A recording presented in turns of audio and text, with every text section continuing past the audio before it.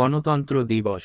আমি অত্যন্ত আনন্দিত এবং গর্বিত যে আমরা বিসিডি বিল্ডিংয়ে ভারতীয় পতাকা উৎসাহীভাবে উত্তোলন উৎসব করেছি।